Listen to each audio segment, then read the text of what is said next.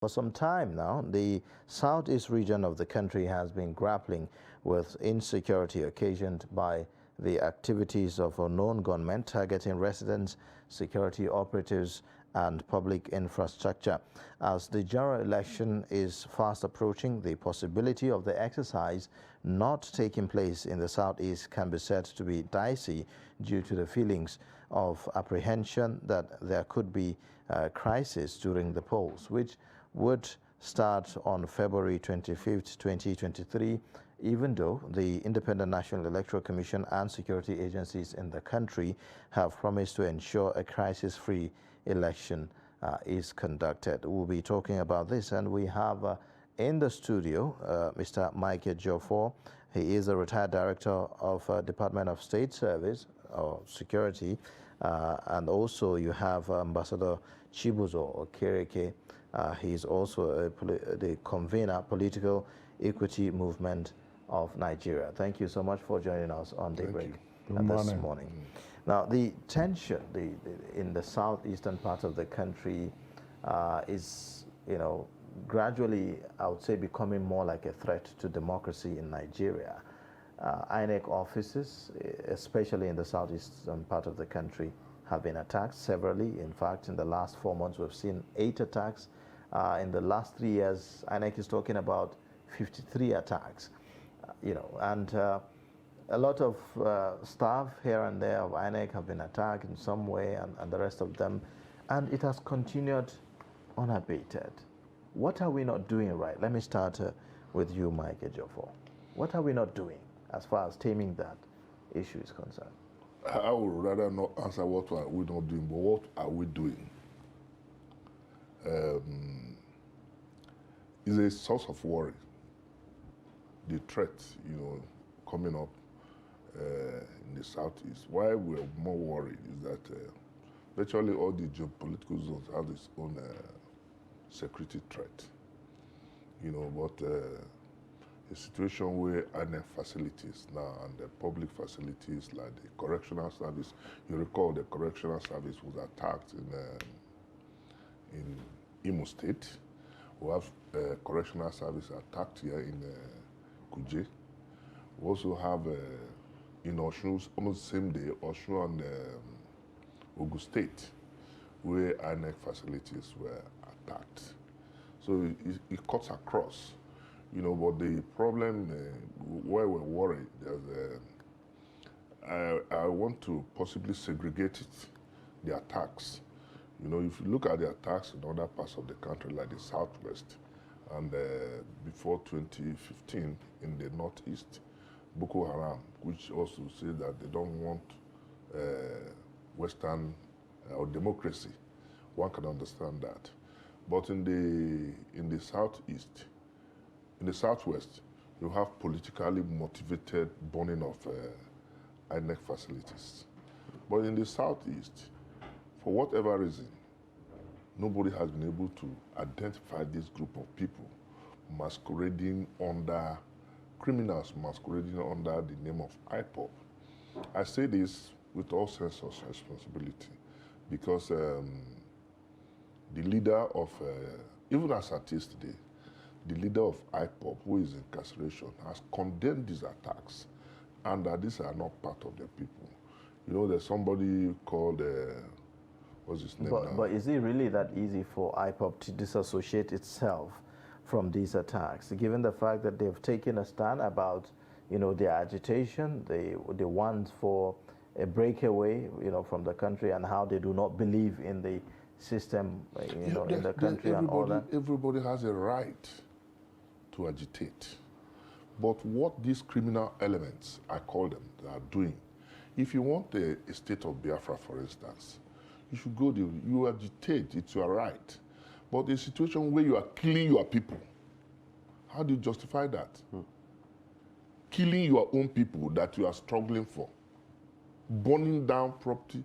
Well, if they are concentrated on government facilities, to further push their demands, one can understand that. But the situation where you kidnap your people that you are agitating for, you are struggling for, you are killing them, Maybe it's a strategy to It's put a wrong fear in the strategy. people. I don't look at it so as that people will comply. Each time they say, hey, don't go there, don't do this. No. Sit at home, It's don't go anywhere. It's a very wrong strategy because you recall that when Boko Haram started its own agitation, they were not virtually, they were targeting public facilities, burning down facilities. You remember the attack on the United Nations and all this. So you can press your demands for that. But a situation where you kill the people you are struggling for, it doesn't make any sense. The man in Finland, what's he called? Ekpa. He's not in Nigeria. Simon Ekpa. Simon Ekpa. Instigating people.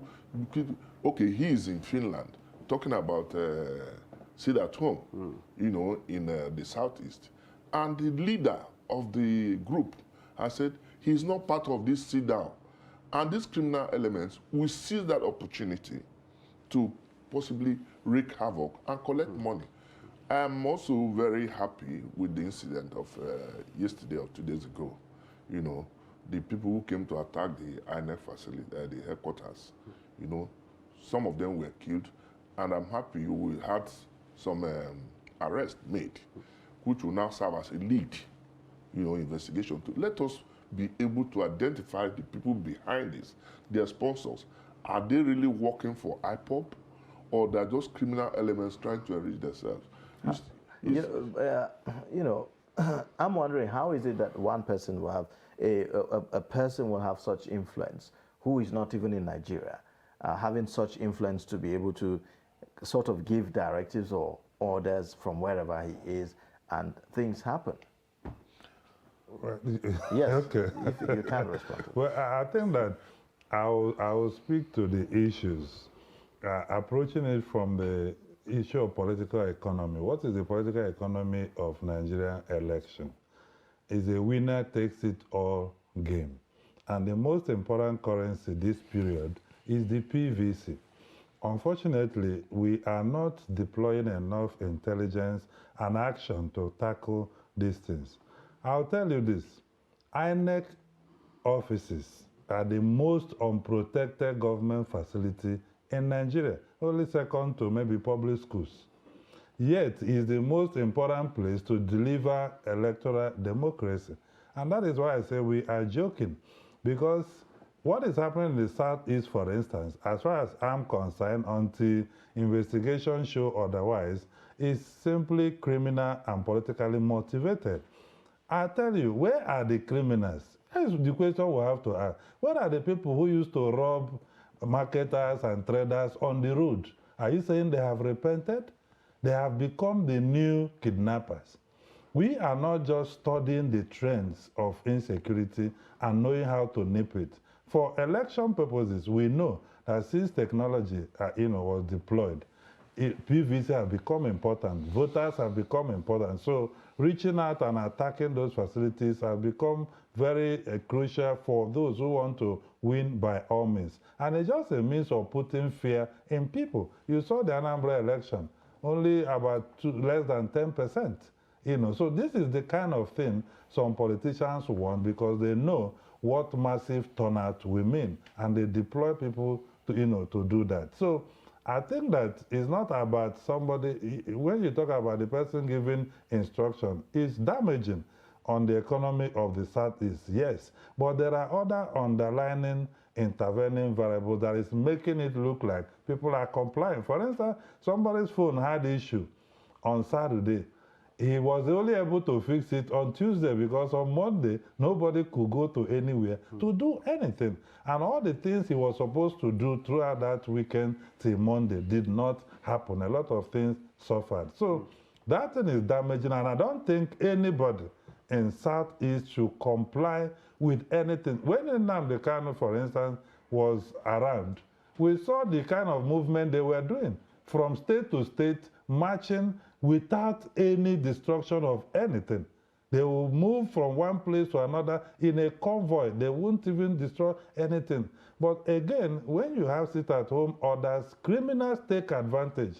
I keep telling people that criminals have not all repented. They are still operating. And these sit-at-home orders and what have you, as instruments for them to operate. They are the ones who come burning things and what have you. But again, the political class must take, INEC does not have the capacity to protect its facility. This is the truth. We have SPU, policemen, and DSS in different business facilities because those people can pay. If you go to some INEC office in the local government, you can't even step a foot because it's overtaken by grass. During the election, they will now come and clear pathway.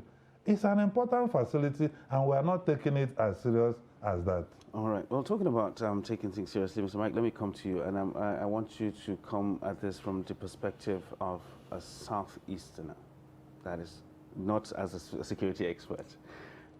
We have heard there have been cries of marginalization from the Southeast for a very long time.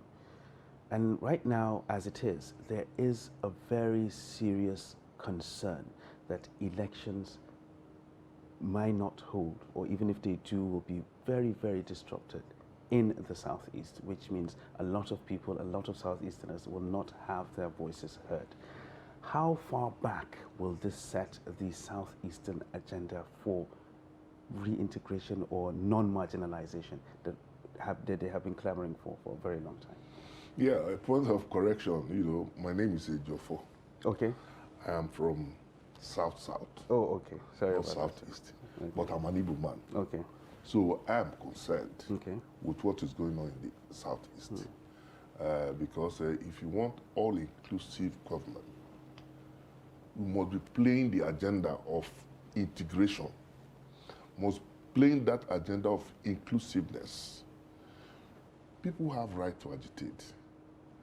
You know, I'm not looking at it as a security viewpoint now. I'm talking of the views of the Southeasterners. Look at the structure of the security architecture. No single Igbo man is involved in the security. So these are areas, you know, people look at and say, well, we're excluded. You know, since after the war. Since 1999, the Southeast has not produced the president of this country. Although, you know, under Obasanjo and Goodluck Jonathan, they occupy some positions, some strategic positions, but it is not that executive position. These are appointments, you know, so we need to. That's why at times I hear these politicians talking of restructuring. We've been hearing these restructuring issues, fiscal restructuring, and all this.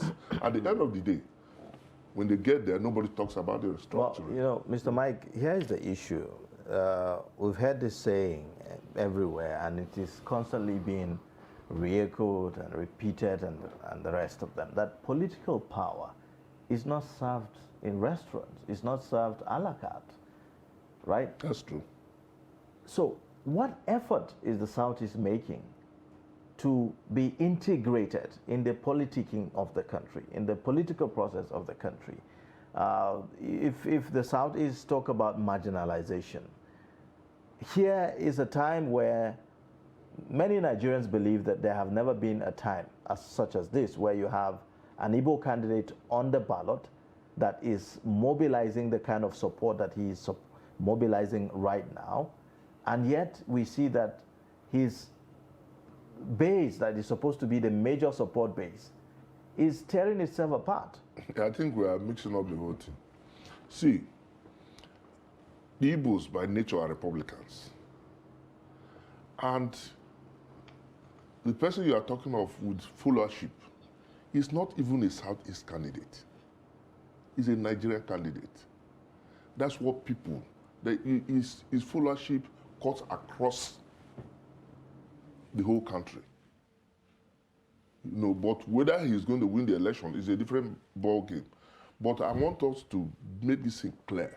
That is not an Igbo candidate. That's a fact. He's not an Igbo candidate. But one would expect that, you know, given the cries about marginalization, about the non-inclusivity of the, you know, the Southeast in the politicking of the country, isn't it the more reason why the Igbo nation or the Southeast should rally behind, you know, the candidate who is seen to be, I mean, who happens to be an Igbo candidate and is in the ballot? Let me tell you something. Democracy does not work that way. And that is why I align myself with the thought he's sharing. You see, there's no candidate in any democracy that you can say enjoys the support of all of his people. Whether it was when President Buhari was contesting, he did it for 4 times, before he emerged. Whether it was Jonathan, Yaradua, Obasanjo, you see all these things happening. You see, when you talk about it, these are elite constructs. And there's the difference between politics, governance, and leadership. At the National Political Equity Movement, we have always said that when merit are equal, justice will prevail and equity. And that calls for national leadership. The issue of inclusion is not achieved by politicking, because politics is a matter of interest. When you hear all those people talk about the Southeast and all that, even if anything comes to Southeast, somebody will take it, and that person takes it and starts serving the person who appointed him, not necessarily the Southeastern people.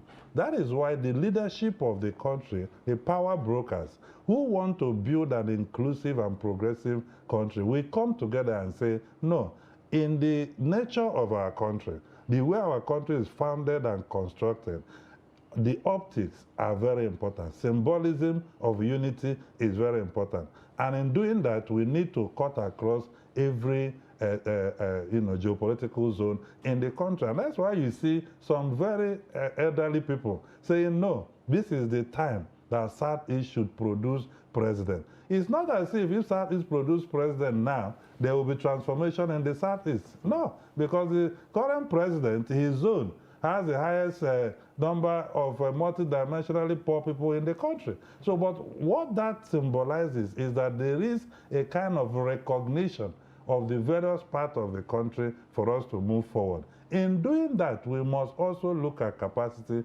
competence, to be able to deliver on the mandate of your office. So, and I don't also think that the Southeasterners are not supporting the candidate. They are massively supporting the candidate. Unfortunately, it's not because of where he's coming from. That is what is different in this time. It is because of the person, his antecedent, and the kind of thing he has done in the past. And that is why you see it's not only people from the Southeast that believe in him. But I say election has consequences. This is the truth. And that is why the president announced when he won that 95% will not function as 5%.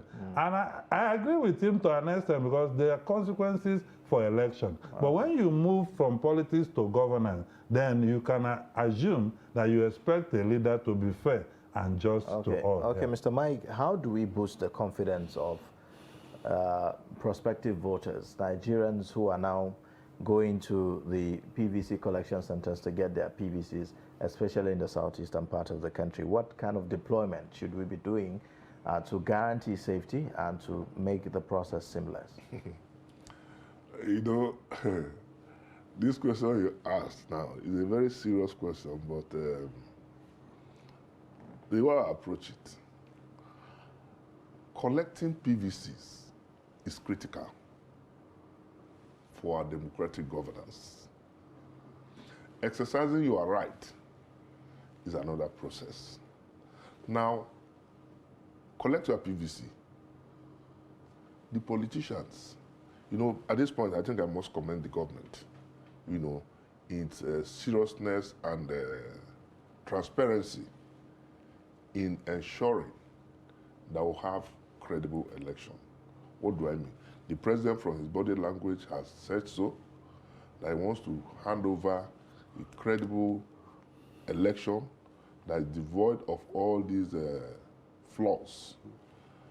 The INEC has come to assure Nigerians that they are also going to make sure, by deployment of beavers and the federal government, or the fiscal policy now on board, limiting cash flow, is another impediment. So the politicians are now frustrated. They are doing everything possible to see how they can manipulate the process. And manipulating the process is going to be very difficult. That is why I say, from now on, we're going to witness, I'm not a pessimist, but from threat analysis and threat analysis, we're going to witness more violence in terms of attack on rallies, attack on opponents, attack on individuals. Because there's no more time that you come and carry ballot box or you sit down to write figures. So these are the checks that the politicians are... So you would say that the focus has shifted, the focus and the tendencies for manipulation has shifted from the day of election to before the election is conducted. Absolutely, because the people, you now win at the polling unit. You win at the polling unit, and that simply means there is nobody that is going to be in any hotel and use palm kernels to put on any ballot, but because the real voters are going to be accredited on that day, and you vote as you're being accredited, and you need your agents to be there to monitor it. There's still human factor. It's not as if we are there already, because the human factor can change any technology, right? But in terms of PVC collection that you talked about, I think that the unfortunate thing is that there is no capacity and funding for INEC to deploy, for people to get their PVC. This is the truth. And we must have to fund and resource INEC, because INEC is the only body in Nigeria that has all the polling units and politicians and political parties across the country. Most Nigerians don't even know where polling units are. So it is possible for either at the ward level or polling unit level for INEC to organize PVC distribution day, because it's the closest to the people to access it.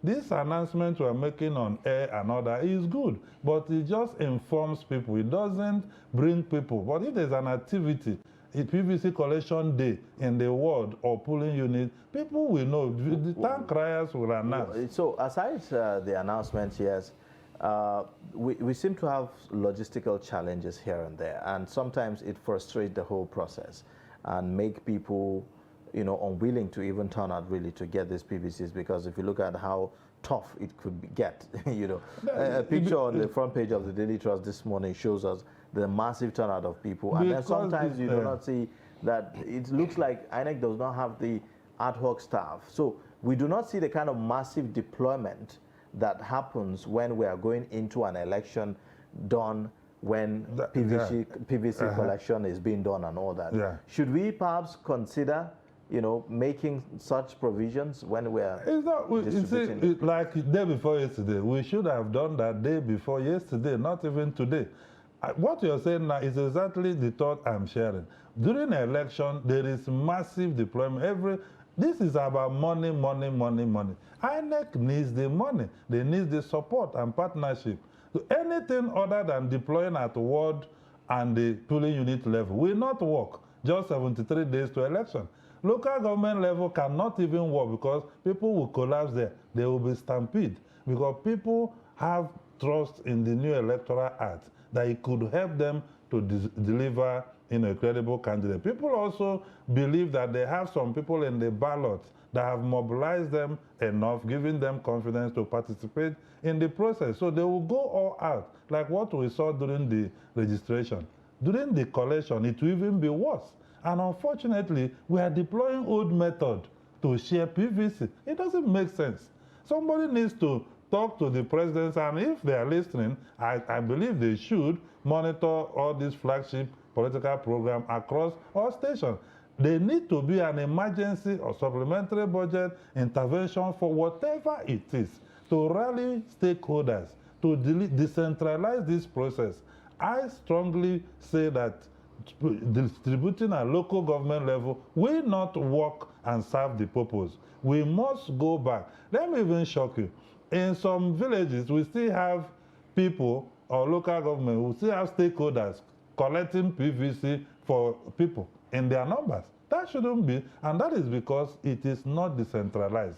And that should happen but immediately. The current arrangement says that the collection starts at the local government secretariats, Yes, and then move to the wards level, level, and then yes. back to You see, we are in this country, you and I. It's not what is said, that if it's like that, by now, Nigeria will be in the top 20 economy in the world. It is not what they intend to do that is the issue. It is what is being done.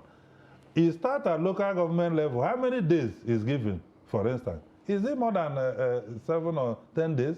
At what point will you move from local? Who are the people that will go to local government level? And who are those that will go? Why do we need to go from local? Why don't we just go to where the people are and do it?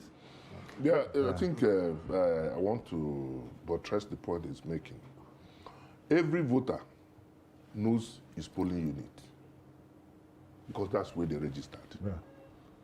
So it would have been more appropriate for INEC to deploy even ad hoc staff to the various polling units as we do during voting, during the election, so that they distribute. Everybody will not come. So people who did not come to the ward level, yes, the ward level is a distance. Not many people will have time to do that. But if you have that you are ascribed 2 days to the polling units, 2 days to the polling, and adequate publicity is given, I'm sure a lot of people will go and collect their voters' cards. I collected mine yesterday, and reports were getting. On self-recognition. No, not necessarily. No. I must be fair to them, Reports were, except, we monitor news too. Many people seamlessly go to that place and collect their cards. But I saw a situation in Bayelsa when it was not properly organized. A lot of people scrambling and, people just not organized. So in some areas, you collect your card seamlessly. In other areas, it becomes almost impossible. In fact, I also want INEC to look at the issue without even stigmatizing that in Lagos, for instance, you bring your name, you are from a particular area, they tell you they cannot find your card. They cannot find your voter's card.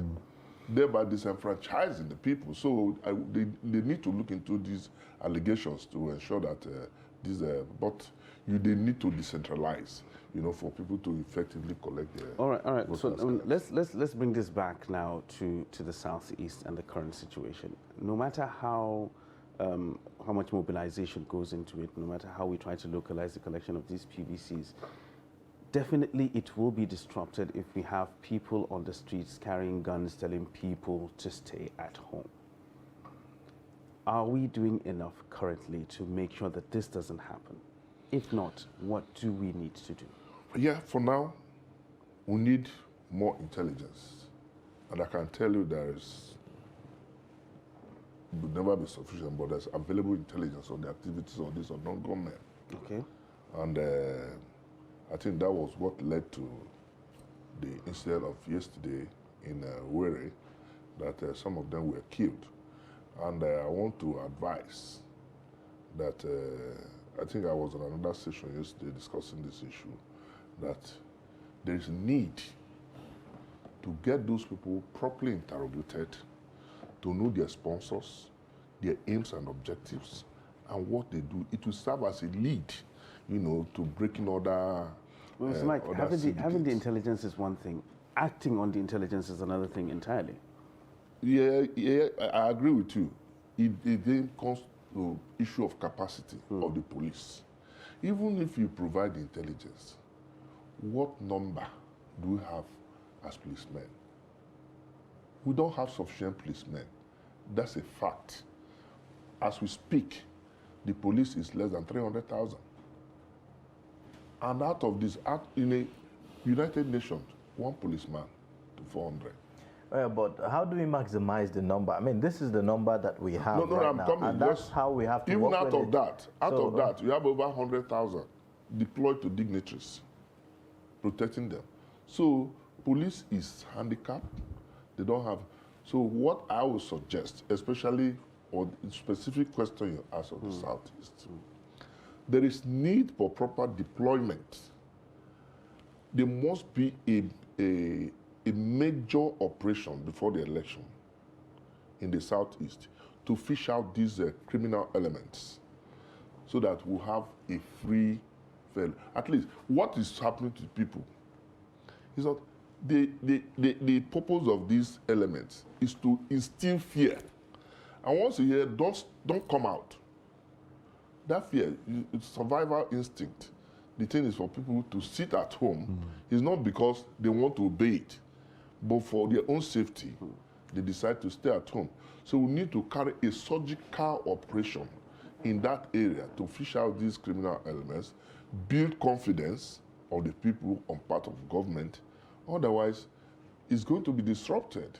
And I think it was about 2 years ago that I made this forecast that if the situation continues like this, we might not have an election, especially in the southeast. It's not only in the southeast.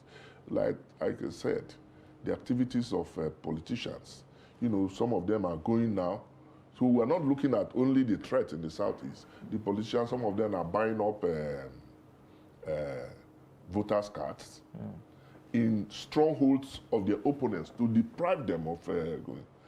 And with the fiscal policy we are talking of, you can no longer move cash.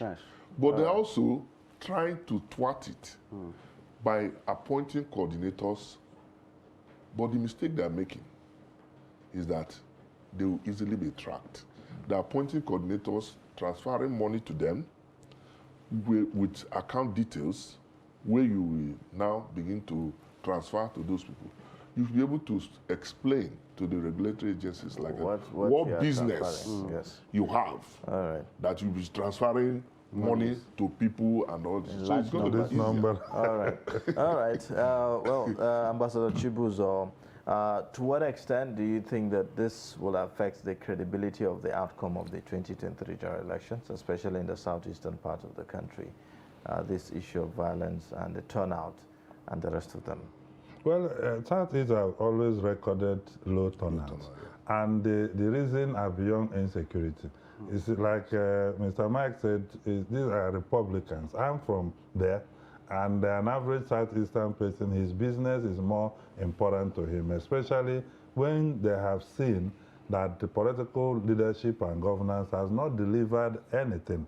But again, that is a mistake. And some of us are telling them politics is very important. It affects even that business that you go to do and not vote, because that business can be wiped out by a single policy of government. And therefore, you need to participate in electing those who will make policies that affect your business, your family. And even if your business is thriving, what about the education of your children? What about the health care of your family? And so, in any way you look at it, politics affect our lives. And you cannot leave it and say, you are not feeding me, therefore, why will I waste my time to go and kill? That is a psychological mistake that is being made in the Southeast. My charge is that everybody should now realize that that councillor, that local government chairman, that House of Assembly member, House of Rep member, senator, and the governor and president, they are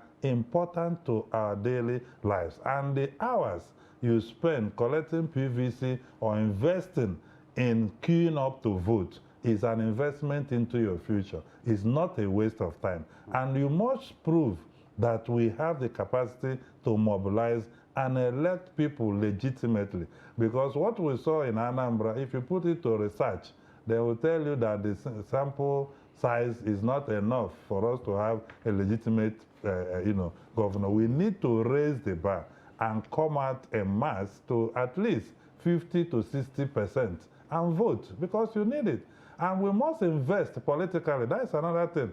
Politics costs money. We must not allow the interlocking class, the elite, to be the one sponsoring politicians. Because when they do, the politicians will not come to serve you. So communities must put resources together, do some things for themselves. It's wrong for a politician to print T-shirt for you, pay you to wear it, transport you to rally. Everything he has spent money coming from another big man. When he wins, he will first of all look for how to sort out those people all over the world. In the just concluded Georgia senatorial election, they spent $81 million People brought it because they want the senator to vote on certain policies. In Nigeria, nothing seems to be on the ballot for the people. That is the challenge because there's no ideology. But I hope we cross that bridge. All right. Well, that's a very important point to end the discussion here. We have to go because of time. Thank you so much for joining us